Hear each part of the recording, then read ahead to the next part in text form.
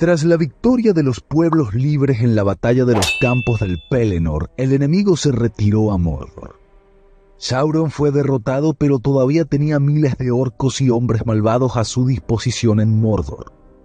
Era consciente de que el Anillo Único estaba cerca de las inmediaciones de su territorio, pero no sabía que el hobbit Frodo Bolsón y su compañero Sansagaz Gamgee habían entrado en Mordor por el paso de Cirith Ungol con la intención de destruir el anillo.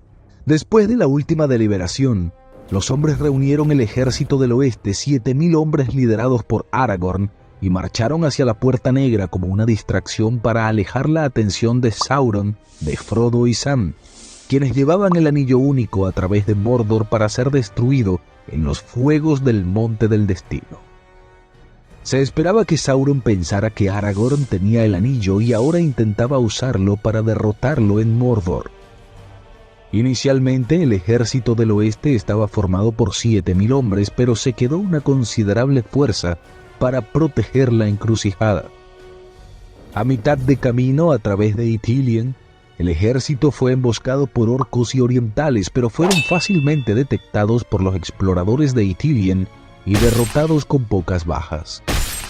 Luego, cuando el ejército se acercaba a Dagorlad, algunos de los granjeros de Los Arnach y Rohan tenían demasiado miedo para continuar hacia la desolación de la Puerta Negra. Aragorn despidió a los temerosos y les ordenó liberar Cair Andros en el río Anduin, reduciendo aún más la fuerza del ejército. Antes de que comenzara la batalla, la Puerta Negra se abrió levemente, dejando salir una pequeña embajada. A la cabeza estaba un alto sirviente de Sauron, un numeroniano negro llamado la Boca de Sauron, a quien se le había ordenado hablar con los capitanes del oeste. Razonó que el ejército del oeste no podía derrotar a las huestes de Sauron en el campo de batalla y exigió que el ejército se rindiera. Luego sacó varios objetos que habían pertenecido a Frodo y Sam, como la espada de Sam, una capa élfica y la cota de Mithril de Frodo. Gandalf preguntó los términos de su rendición, y eran que se le reconociera a Sauron el dominio sobre Isengard, Rohan y Gondor. Por lo tanto, Gandalf se negó con vehemencia. Al darse cuenta de que el ejército tenía la intención de luchar, el miedo y la ira se apoderaron de la Boca de Sauron y se retiró a la Puerta Negra, que luego se abrió para revelar un enorme ejército de las fuerzas de Sauron. Miles de orcos y orientales también emergieron de Elrond Litwi, las laderas alrededor de la Puerta Negra. Contra el ejército del oeste se desplegaron grandes hordas de orcos, trolls, orientales y Haradrim. No se da un recuento exacto de las fuerzas de Sauron, pero se dice que eran 10 y más veces superiores que el ejército del oeste, por lo tanto, eran al menos 60.000.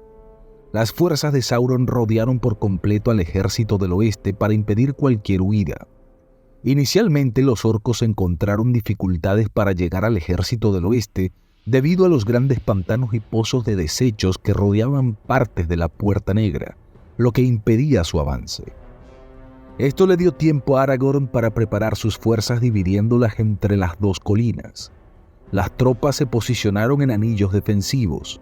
En la derecha había una fuerza compuesta por Éomer, Imrahil y la Guardia de la Torre, y en la izquierda una fuerza compuesta por Gandalf, Aragorn, los hijos de Elrond y los Dúnedain del norte.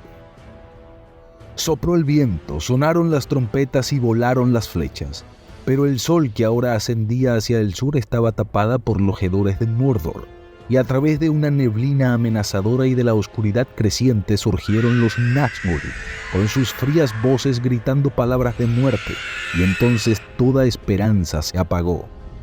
Pippin se había inclinado aplastado por el horror cuando escuchó a Gandalf rechazar los términos y condenar a Frodo al tormento de la torre, pero se había recompuesto y ahora estaba junto a Beregond en la primera fila de Gondor con los hombres de Imrahil, porque le parecía mejor morir pronto y dejar la amarga historia de su vida, ya que todo estaba arruinado. Sacó su espada y la miró, y las formas entrelazadas de rojo y oro y los fluidos caracteres de Númenor brillaron como fuego sobre la espada. Fue forjada para un momento como este, pensó. Entonces, mientras pensaba en estas cosas, la primera oleada se estrelló contra ellos. Los orcos, obstaculizados por los pantanos, se detuvieron y dispararon sus flechas contra los defensores. Pero a través de ellos apareció una gran cantidad de trolls de Gorgoroth. Eran más altos y anchos que los hombres y estaban vestidos solo con una ajustada malla de escamas córneas, pero portaban escudos redondos, enormes y negros y empuñaban pesados martillos en sus manos. Temerariamente saltaron a los pantanos y los cruzaron rugiendo a medida que avanzaban. Como una tormenta irrumpieron sobre las líneas de los hombres de Gondor y los atacaron. Al lado de Pippin, Beregond quedó aturdido y cayó, y el gran jefe troll que lo derribó se inclinó sobre él y lo agarró, porque estas criaturas acostumbraban a morderle el cuello a los vencidos. Entonces Pippin lanzó una estocada hacia arriba y la espada atravesó la piel y se hundió profundamente en los órganos del troll, y su sangre negra brotó, cayó hacia adelante y se desplomó como una roca, enterrando a los que estaban debajo de él. La oscuridad, el hedor y el dolor aplastante invadieron a Pippin y su mente cayó en una gran oscuridad y su pensamiento huyó muy lejos y sus ojos no vieron más. Por ambas colinas, las huestes de Mordor causaban estragos. Los capitanes del oeste se estaban hundiendo en un mar que se estaba acumulando. El sol brillaba rojo y bajo las alas de los Nazgûl, las sombras de la muerte oscurecieron la tierra. Aragorn permanecía bajo su estandarte silencioso y severo, como alguien perdido en sus pensamientos sobre cosas pasadas o lejanas, pero sus ojos brillaban como estrellas que brillan más a medida que la noche se hace más profunda. En la cima de la colina estaba Gandalf, blanco y frío, y ninguna sombra caía sobre él. El ataque de Mordor rompió como una ola en las colinas asediadas, voces rugiendo como una marea en medio del naufragio y el choque de las armas. Como si sus ojos hubieran recibido una repentina visión, Gandalf se movió y se volvió mirando hacia el norte, donde los cielos estaban pálidos y despejados. Luego levantó las manos y gritó con voz fuerte que resonó por encima del estruendo: «¡Vienen las águilas!», y muchas voces respondieron gritando: «¡Vienen las águilas!». Entonces las huestes de Mordor miraron hacia arriba y se preguntaron qué podría significar esta señal. Allí llegaron las grandes águilas de las montañas nubladas, lideradas por Gwaihir, el señor de los vientos. Llegaron y atacaron a los espectros del anillo, impidiéndoles aprovechar su ventaja aérea. Pero los Nazgûl giraron, huyeron y desaparecieron entre las sombras de Mordor, escuchando un repentino y terrible llamado desde la Torre Oscura para interceptar a Frodo. E incluso en ese momento, todas las huestes de Mordor temblaron y la duda se apoderó de sus corazones. Entonces todos los capitanes del oeste clamaron en voz alta, porque sus corazones se llenaron de una nueva esperanza en medio de la oscuridad. Desde las asediadas colinas, los caballeros de Gondor, los jinetes de Rohan, los Dúnedain del norte se lanzaron contra sus vacilantes enemigos, atravesando la multitud. Pero Gandalf levantó los brazos y gritó una vez más con voz clara: «Deténganse, hombres del oeste, deténganse y esperen. Esta es la hora del juicio final». Y mientras hablaba, la tierra se estremeció bajo sus pies. Luego, elevándose rápidamente muy por encima de las torres de la Puerta Negra y de las montañas, una vasta oscuridad llameante surgió en el cielo. La tierra gimió y tembló. Las torres de los dientes vacilaron, tambalearon y cayeron. La poderosa muralla se derrumbó. La Puerta Negra quedó arruinada. «El reino de Sauron ha sucumbido», dijo Gandalf. «El portador del anillo ha cumplido la misión». En ese momento, los orcos y demás criaturas de Sauron en la batalla se dispersaron y fueron derrotados por los hombres del oeste, o huyeron. Al ver colapsar el poder de Mordor, los hombres orientales y los sureños vieron la gran majestuosidad de los capitanes del oeste y supieron que su guerra estaba perdida. Sin embargo, aquellos que estuvieron más profundamente y durante más tiempo al servicio de Mordor, que odiaban al oeste, eran hombres arrogantes y temerarios, y se unieron para ofrecer una última resistencia.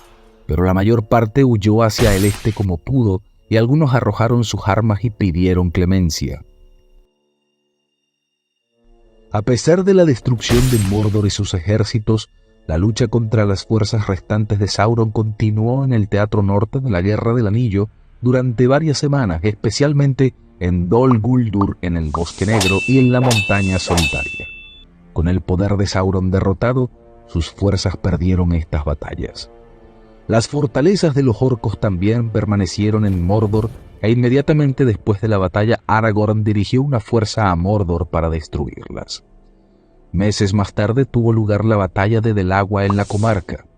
La batalla fue precipitada por la toma de la comarca y de los Gamos por parte de Saruman, apoyada por Lothos Acobilla Bolsón y una banda de rufianes. Estos acontecimientos provocaron importantes cambios en la comarca, tal como hicieron en Isengard, que muchos hobbits consideraron destructivos.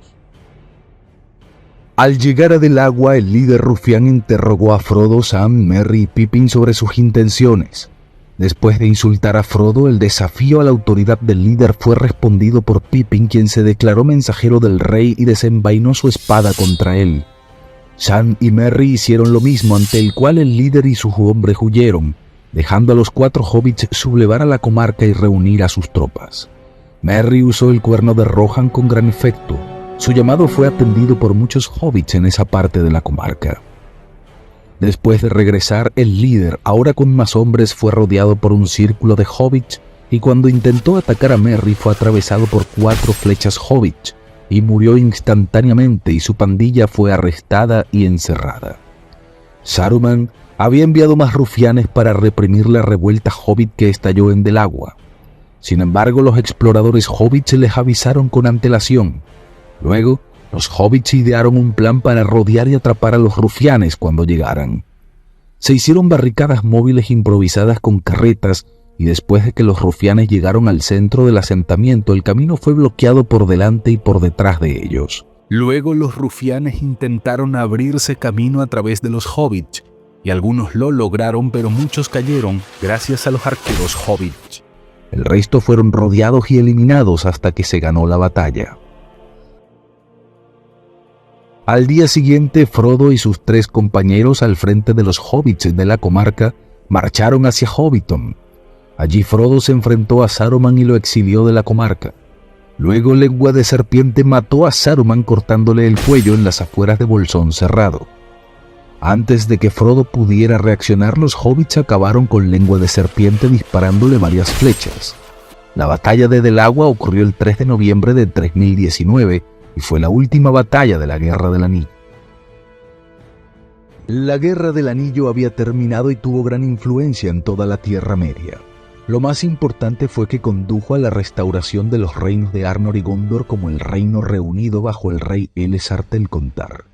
El senescal de Gondor había muerto, pero fue sucedido por su hijo Faramir, quien mantuvo el cargo y recibió el título de príncipe de Ithilien. En Rohan, el heredero aparente Theodred fue asesinado, y en la batalla de los campos del Pelennor también murió el rey Theoden. Fue sucedido por su sobrino Éomer. En las cavernas centelleantes de Cuernavilla, Gimli estableció una colonia enana, convirtiéndose en el primer gobernante de la misma, mientras que Legolas junto con algunos elfos de su pueblo se asentaron en Ithilien. Isengard fue entregada a los Ents, quienes llenaron los pozos de Saruman y reforestaron la tierra, renombrándola como el Jardín de los Árboles de Orthanc. En Valle fueron asesinados tanto el rey Brand como el rey Dain II, a quienes sucedieron sus hijos Bardo II y Thorin III. Enviaron a sus emisarios a la coronación de Elessar y estuvieron en alianza con Gondor hasta que terminaron sus reinos. Para los elfos el declive final había comenzado. Con la destrucción del Anillo Único, el poder de los 3 anillos se desvaneció, y los reinos que habían sido preservados por su magia comenzaron a desvanecerse con ellos, iniciando un éxodo masivo de elfos a las tierras imperecederas, donde Galadriel, Elrond, Celeborn, Frodo, Bilbo y Gandalf también irían. Posteriormente, Sam, después de la muerte de su esposa, también emprendería dicho viaje. Mientras que Merry y Pippin se convirtieron en prominentes líderes en la comarca por muchos años, y luego fueron a visitar al rey Éomer antes de morir, y después viajaron a Gondor y pasaron allí los breves años que les restaban de vida hasta que murieron y fueron sepultados en la Calle del Silencio entre los grandes de Gondor.